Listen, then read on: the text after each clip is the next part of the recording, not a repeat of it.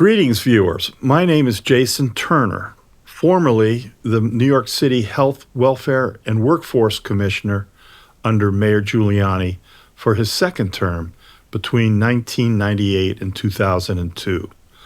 I am currently the Executive Director of the Secretary's Innovation Group. For 13 years, we have been an association of state human services secretaries and workforce directors throughout the country, responsible as agency heads for delivering family and work services with total budgets of over $250 billion. If you are watching this program, it is because you want to help your organization win a competitive grant from President Trump's Department of Housing and Urban Development. HUD's Division of Community Planning and Development, or CPD, where I worked during the Reagan administration, writes the notice of funding availability and makes selections for the $3.6 billion federal allocation of Continuum of Care grants to be awarded by the end of December this year. Before the shutdown, we were approached by HUD's CPD office and were asked to inform our state agency heads and others of how to best submit successful applications consistent with how HUD intends to award grants this year. That is the purpose of this podcast and others which will follow. I am joined today by two experts on the dominant Housing First policy. Tom Main is a professor at the Marx School of Public and International Affairs of Baruch College, part of the City University of New York. He has been researching and writing on the homelessness problem for more than 40 years and has been a professional colleague of mine since I was Mayor Giuliani's commissioner. He is the author of several books, most importantly for this discussion, Homelessness in New York City. Maine has accepted the challenge of defending Housing First. Judge Glock is the Director of Research and a Senior Fellow at the Manhattan Institute and a contributing editor of its publication, The City Journal. Glock's work has been featured in the New York Times, The Wall Street Journal, National Affairs, and NPR. He is highly critical of Housing First. We are also indebted to the Cicero Institute, publisher of New Perspectives on Homelessness, which is available for those interested in submitting a winning competitive grant to HUD's $3.6 billion Continuum of Care program. By way of background, street homelessness is worse today than ever in recent times. According to annual point-in-time data, the number of unsheltered individuals has increased by more than 30% in fewer than 10 years. Effective solutions must address the public safety and mental health aspects of homelessness. For example, the San Diego DA's office found that homeless individuals were 514 times more likely to commit crimes than the average citizen, and 98% of these crimes are committed by repeat offenders. The largest study of American homelessness found that more than 80% of homeless individuals suffered from mental illness and only 4% cited housing costs as the primary reason they became homeless. The same study reported that 2/3 of homeless people admitted regularly using hard narcotics like meth, crack cocaine, and opiates, with fewer than half reporting ever having received treatment. The conventional response to homelessness, known as Housing First, ignores these unpleasant realities. In the past, many of the federal, state, and local governments and their nonprofit partners have insisted that homelessness can be solved by simply building and giving away enough free housing to place every needy homeless individual, if necessary, in taxpayer-funded housing forever. According to the proponents of Housing First, This outcome should be accomplished without any obligation of the beneficiary to participate in treatment leading to sobriety or work activity leading to self-sufficiency. Instead, these beneficiaries are to be left behind closed doors where they can engage in their continuous and worsening destructive personal behavior without public consequence. But homelessness requires more than that. It requires addressing the underlying causes, which focus on accountability and outcomes, not handouts, or not just handouts. These include, number one, service organizations that accept public dollars should show results that justify their funding. Number two, cities that sit idly by as the public safety of their streets worsens must be held accountable for their inaction. Three, state governments can support this effort by holding individuals and institutions under their jurisdiction accountable for their success or failure. Growing homelessness has left the public feeling increasingly unsafe. They see effective interventions like recovery programs inside temporary shelters as central to the solution. Outcomes measurement, transparency, and accountability will help turn institutions for the homeless into effective agents of change that can improve the well-being of the most sick and needy among us, while at the same time restoring communities. Now we turn to our presenters. Tom, would you please make your arguments in favor of Housing First? Sure. Thank you very much. And thanks to you, Judge. And so what I'm going to do is explain the origins of Housing First and related policies from the failures of a treatment-based approach to homelessness, which New York City deployed in the late 1990s. I'm going to do that. I'm going to acquaint you with the research base on Housing First. I'm going to consider some of the critiques of Housing First, and then I'm going to suggest how people who are critical of Housing First can constructively participate in the policy debate. Okay, so let's talk about the origins of Housing First. If you go back to New York City in the late 90s, okay, the homeless policy then reacted against the old policy of moving people into low-quality shelters with no treatment. So the conclusion was, hey, most of these homeless people have a disability. They're mentally ill, they're drug addicted. Clearly, that's part of the cause of their homelessness. Therefore, we need a shelter system which addresses those causes and provides treatment.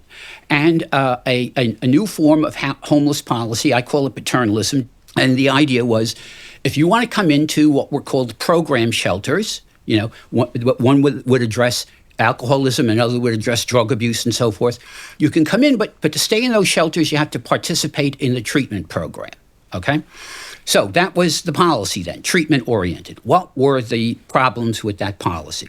Problem number one, if you say the cause of homelessness is disability, now you got to treat the disability, which is mental illness and drug abuse. Well, that's tough, a lot tougher than simply sheltering people, number one. Number two, if you go to people and say, listen, I tell you what, you're living on the street. Why don't you come off the street and you'll eventually get some housing, but first of all, you got to participate in treatment. If you do that, many people say, no, thanks. Okay, so that was a problem. And number three, if you become more assertive and you actually pick people up involuntarily off the streets and you take them to a hospital and you treat them, then what happens? The answer is nothing. There's no place for them to go. And they ended up back on the street. So the paternalist paradigm, which was an improvement over what had previously been in existence, was frustrating. So you had Housing First developed by the person who was in charge of New York City's program for engaging with street people. And he came to the conclusion, Sam Sembris, hey, the deal we're offering people is simply being rejected. Let's try saying we'll give you rapidly permanent housing without requiring you to go into treatment. Let's see what happened. And he had the wit to make sure to evaluate his practice, okay? And many more people took up the offer. And then on the what to do with them question, you had the development of supportive housing. Okay, so now once you got somebody inside, right, instead of briefly treating them and putting them back on the street, you move them to permanent supportive housing. And now you've got a formidable 1-2 punch for decreasing homelessness. And as a matter of fact, this strategy, okay, which eventually went national, partly because of the strong research base that was behind it, you found that homelessness did go down, as a matter of fact, nationally from about 2006 until about 2017, among selected groups anyhow, like the chronically homeless. Okay, so what's the current problem?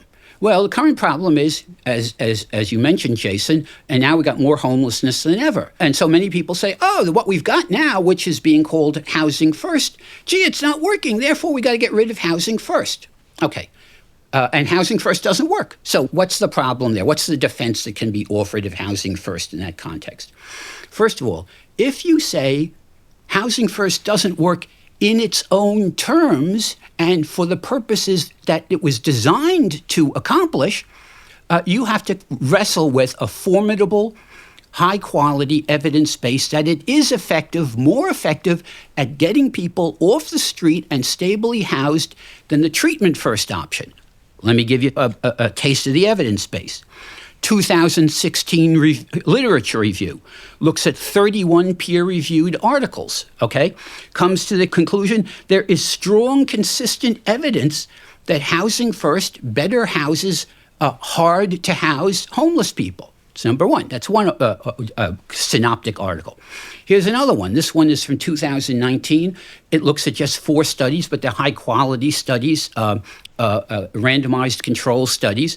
And this one concludes housing first, as compared with treatment first, results in large improvements in getting people off the street and stably housed. Okay, let's move on to another synoptic review article. This one looks at 26. All of these are peer-reviewed articles now. Now we look at 26 peer-reviewed articles. And this literature review found, listen to this, gentlemen, housing first as compared with treatment first reduces homelessness by 88%. 88%, and it increases housing stability by 41%. And there's another study that comes to, it's got 72 studies it looks at, it comes to essentially the same conclusion. All right, so that's the evidence base. So if you're going to say, oh, housing first doesn't work, I would like you to wade through all this literature the way I did and tell me what's wrong with it. Okay, that's number one. Number two, you might say, oh, now, wait a second. Okay, now maybe housing first works in this limited way of getting more people off the street, but we got more homelessness now than ever before. Even though housing first is in place, it must be that housing first is not working, right? And we got to get rid of it. Well, you've got to keep in mind, right? Whenever you have a policy that addresses some deep social problem, like policing, like public health, like homelessness, you have to look at the policies that address that problem, and then you have to look at the situation that creates those problems, okay? Now, everyone will agree, right, that yes, many people are homeless people are disabled. I'm going to talk about that in a second. But clearly, part of the problem is housing. Well, if you look at housing markets in the 50 largest metropolitan areas, you will find that in every single one of them, there is a shortage of affordable, available units that can be occupied by very low-income renters. And you will also find that that shortage has gotten worse since 2007 and much worse since 2000. Well, when you have a tightening housing market, you can expect, all things being equal, to get more homeless people, right? And so therefore, we can say housing first, just like policing. Just like we say policing, we're better off with the police than without them, even though there continues to be crime and even though there may be more crime.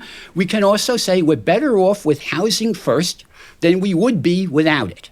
Okay? Hold your last point for just a moment. Fine. Judge, go ahead. What do you think? Well, sure. First of all, I'd just like to thank Tom for his elucidating background of the history and research on Housing First. And I think there's actually a fair amount of areas where we would agree on both the research and the background of Housing First. So I think I'll try to describe the research and the evidence looking first at Housing First's impact on the individual, then on the impact on the cities that have focused on Housing First, and then nationally.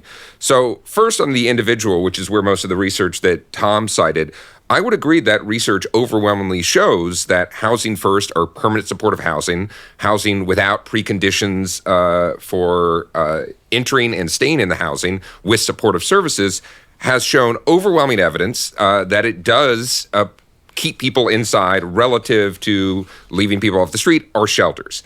That is the area where we're clearly agree on. Now, the area where I would disagree on, or where I would think I'd at least point in a different direction, is, to my mind, it's not an overwhelming indicator of success when a city or a country or a nonprofit puts up a housing unit and then offers it to an individual for free or almost for free, and that person merely stays inside the unit. The fact that you do have retention rates of upwards of 80% per year for people put in those units, to me, does not seem like an overwhelming celebration of success. Yes, if you give people free housing, they will likely stay inside the housing. We do know that. But some of the same studies that you cited, which again prove that point, say the National Academies of Sciences study from, I believe, 2019, which looked at it, showed Housing First had no significant impact on health outcomes, no significant impact on drug use, which one could say is either a good or a bad thing. Didn't necessarily show that it had led to increase in drug use, but it did seem to have no impact there.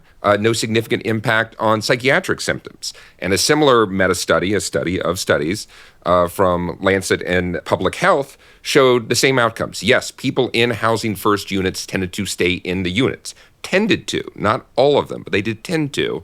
It reduced shelter use, which to my mind is merely transferring someone from one type of housing or shelter to another, but again, seemed to have no significant impact on health outcomes, on psychiatric issues, on drug use, etc.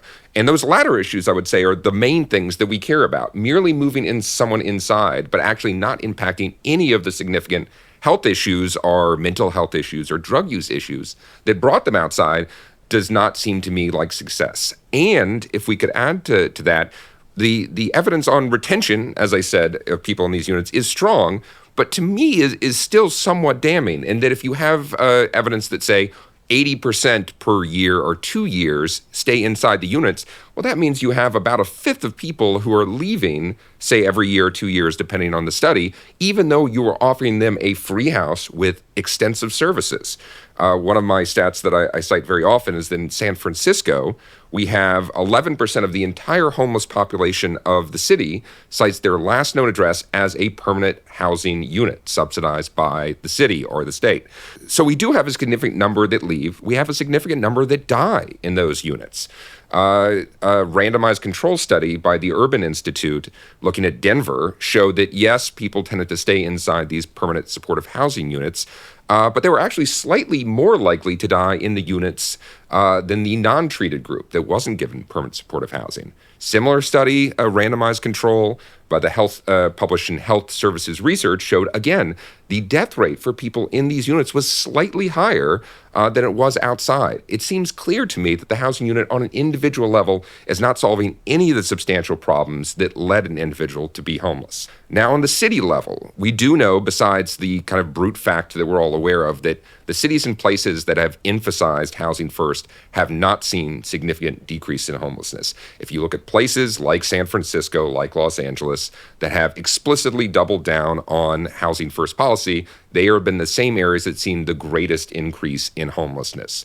We have a study from the Journal of Housing Economics that showed, on average, it took about 10 units to permanent supportive housing to reduce the homelessness population in a city by a single individual. And even that reduction seemed to fade out over time. This is a correlational study that looked at cities that built significantly more or less of these housing first units.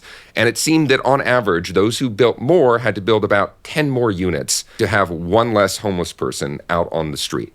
Why that's true isn't entirely clear. It seems that these units can attract people from outside the homeless system.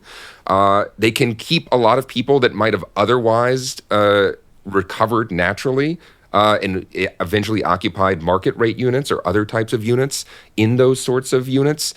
So one of the big problems with homelessness, of course, is there is both a stock and a flow issue. There's a lot of people homeless on any one night, but there's also a lot of people that become homeless and then eventually resolve. I think there's a fair question over how many of the people who are basically living in these PSH units for life would have resolved on their own. Or, as I mentioned, there's also the issue of how many of them, unfortunately, would have died either in the units or outside of it. But then lastly, I'll just bring up the point that Tom mentioned about the national focus on housing first. I don't want to give too much credence just to the argument of, hey, we've spent the last 10 plus years with a national focus on housing first, and yet we've seen homelessness significantly increase. But I do think it's at least an indication that whatever we're doing nationally about homelessness, it is clearly not working. And whatever advantages housing first may have for some particular individuals. And one of my strongest beliefs is that in homeless policy, as with most social services, every individual is very distinct, and often they require different sorts of services or supports to get them back on their feet. There are individuals for which housing first, or some variation of it, is clearly necessary. But on the whole, it does not seem to be solving our problem at the national level. It doesn't seem to be solving our problem at the city level, and it doesn't seem to be solving our problem at the individual level. And so even though we're going to have some variation of this for some time, I think it's appropriate for both this administration and for local governments and nonprofits to start looking at different directions and how to support previously underfunded types of housing and shelter. Very good, Judge. I'm going to give each of you an opportunity to critique the other in 1 minute. Tom, how would you critique Judge's argument? Well, let me say, first of all, thanks for making these good points. Let me point out, Judge started off by agreeing with the substance of what I had to say, right? He says, yes. Oh, yeah, sure. Well, everybody knows housing first works as a way of getting people off the street and keeping them stably housed. Yeah, we all know that. Well, so what is this business of going around saying housing first is indefensible? Housing first doesn't work. It does work when you look at the specific task that it was designed to accomplish. So therefore, let's not work ourselves up into a state of hysteria over a program that everybody is agreed is working on its own terms. Okay, Judge? Well, I think those weren't the only terms that Housing First was proposed to the American public and to policymakers for. Again, the idea that if you give someone basically free or totally free housing, and then you're able to keep a significant portion of them, again, not even all of them, inside for a significant amount of time, doesn't seem like an overwhelming defense, especially when we knew these units are very expensive, often upwards of $400,000 or $500,000 per unit. And if we do now know, because of subsequent research, that they're not significantly solving any of the other problems, which are the main focus, I think, of any social service policy. Merely moving someone off the street into a house or off a shelter into a house, but having them have the same amount of drug abuse, mental health issues, and other health issues they did otherwise, to me seems like an overwhelming failure. But we do have to recognize on this one area, there's a fair amount of agreement. Okay, one comment I have about Housing First and is related to my area of expertise, which is welfare reform. In Wisconsin, under a plan that Governor Thompson designed, we offered welfare recipients only 4 options. 1, go to work in the private sector. 2, we'll subsidize you when you go to work. 3, we'll give you a community service job and pay your welfare check by you working for the public. Or 4th, we'll give you a goodwill job for people who have limitations. On all of the 4, you had to turn in a timesheet, 30 hours a week, in order to get your benefit check. And you will have, of course, contributed to the community during that week by working in the private sector or, if necessary, for the government. What we found was that people entering the system and needing cash looked at the four options and only if they absolutely needed to, because they couldn't find private employment, went to work for the state in a community service job. The community service job, in turn, helped people gain experience in the labor force and move on to private employment. All right, the parallel here is this. Just giving somebody housing, just as comparably giving somebody cash on its own terms is a success. So you could say people needed money and the public gave them money. That's success. But the public doesn't think that's a success. The public wants individuals to be self-reliant, self-sufficient, and tax-paying citizens. If the system doesn't move individuals who are integrated with that welfare system in that direction, then it's a failure. And by the same token, simply saying, if somebody's on the street because he's a drug addict, an alcoholic, engaged in crime, a place to live, and he's out of our sight, he's not really out of the community sight. He's not out of the city sight. People are living next to these individuals. And by setting up a system which explicitly no longer requires any beneficiary to engage in constructive behavior, I think is a destructive system. If I can build off that quickly. If I could Oh, no, go respond, ahead. I'd like to respond to Sure. your point and then to Jason's point. Okay. First of all, Judge is correct. Housing First has been found to be much more effective at getting people off the streets and permanently housed, which is a big, big deal. Okay. It's been found more effective at that than Treatment First. It hasn't been found any more effective nor any less effective at treatment. Okay. So Judge then says, well, that's a failure because so many of these people are disabled. Excellent. Let me see the studies that show you have got an alternative to Housing First, or you've got some other kind of program that, in fact, does a better job than the current system is doing at getting people treated and cured of drug abuse, of schizophrenia, and so forth. The evidence on mandated treatment, to my mind, is quite strong on the two main issues which we're talking about for the homeless population: mental health and drug abuse. We have an abundance of evidence on assisted outpatient treatment, on inpatient treatment for psychiatric issues, which I assume we would agree there's probably an undersupply of beds that needs to be increased in the future and will require increased public resources. And we have good evidence. I recently wrote in City Journal, and Professor Keith Humphreys recently wrote in New York Times. We have good evidence that mandatory drug treatment, especially through civil commitment laws, other sorts of court-appointed programs, seems to reduce drug abuse. Not totally. Does this work for homeless people? Yes, it works across the board. I've seen no differentiation of any of this research about the homeless for non-homeless. Now, here where I'll give a clear example of what does work. We do have an example of what seems to reduce death and drug abuse among homeless people, and that is enforcement, police enforcement. There's a great study by Burke and McDonald looking at the Safer City initiatives by former NYPD Commissioner Willie Bratton, who moved to L.A., and started enforcement on Skid Row. And what they saw was a very substantial, almost 50% reduction in drug overdoses in the area. No significant spillovers to other communities, and reductions in violent crime. We know when you allow people to abuse drugs, to be schizophrenic or bipolar without treatment in public, and so forth, they're going to almost inevitably have problems with either the police or cause their own death. And that's actually what we see without the treatment mandates in these Housing First units. And the very last thing I'll say on this is you have this kind of absurd situation in my mind where the public is offering a hundreds of thousands of dollar unit to an individual for basically free indefinitely. And they're right now under the Housing First philosophy, not requiring a single aspect of treatment. That is a core aspect of the Housing First idea, which means you do not have to talk to a caseworker regularly. You do not have to show anybody that you're even trying to follow a mental health regime. Yes, you will get more dropouts with that, but you will also have more cures about that. And you have the absurd situation right now where people are being chased around permanent supportive housing units to merely talk to a caseworker for 2 minutes, which seems to me unsuitable and not appropriate for something where we know people have core problem. We're going to move to a second part of this discussion.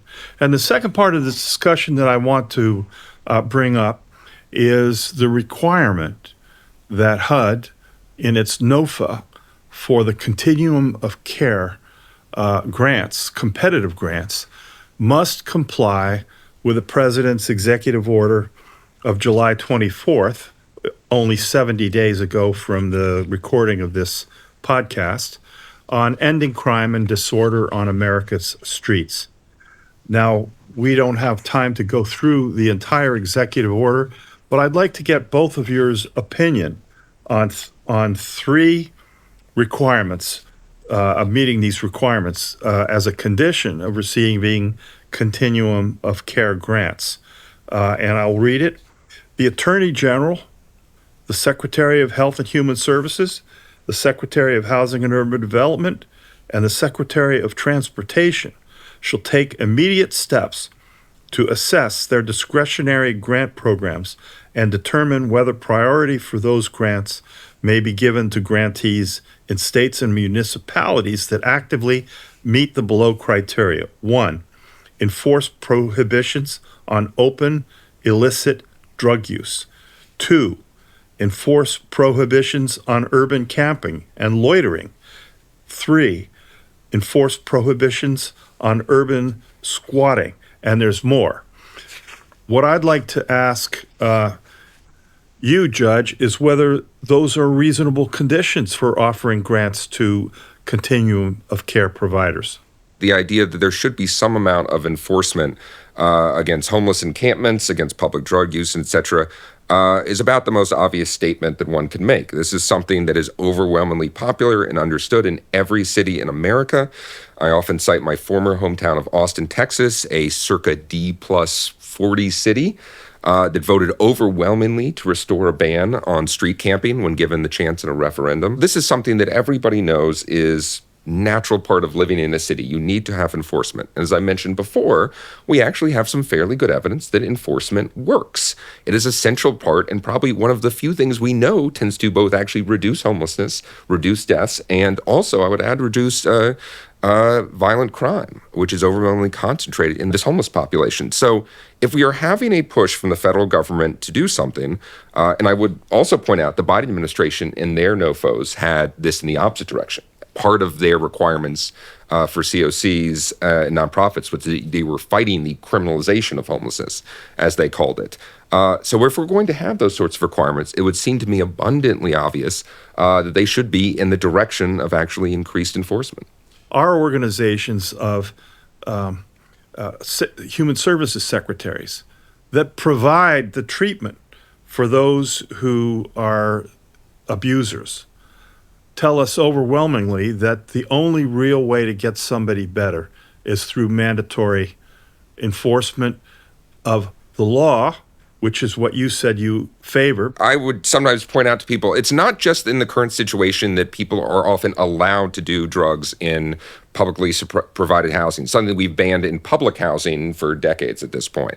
But it's somehow been kept in place for this population and, in fact, most likely to abuse drugs. It is actually the fact that under current policy, many cities and states across the country, encouraged by the federal government, give priority to drug abusers in getting permanent supportive housing. The intake evaluations that give points for different people in different communities depending on their level of need. There was once a version called VI SPDAT that was the main kind of intake evaluation for the country, and now it's been replaced with others.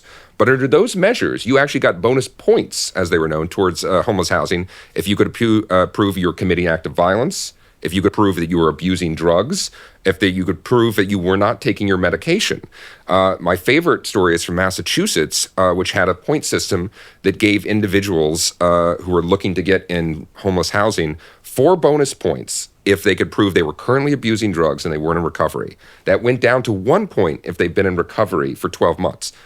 The worst possible incentives I can imagine for someone trying to get off drugs. You could get a bonus 2 points if you've overdosed in the last year. This is how the current system is set up, not just to allow drug abuse, but often to encourage it. And what you have is a situation that is effectively a charnel house in many of these permanent supportive housing units. The New Yorker had a surprising story on 90 Sands, which was a big permanent supportive housing unit they put up in Brooklyn.